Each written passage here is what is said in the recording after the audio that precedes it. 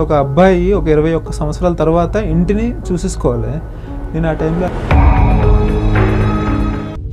ఏంటి మాటలతో సరిపెట్టేస్తున్నాడు అనుకుంటున్నావా? కట్అవుట్ చూసి కొన్ని నమ్మే డోట్.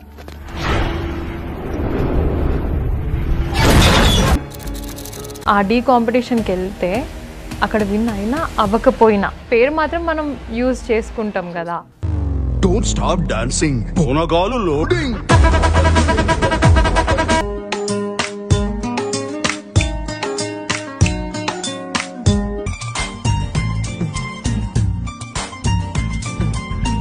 యాక్చువల్గా ఈ ఫేమ్ అనేది కొంతకాలమే.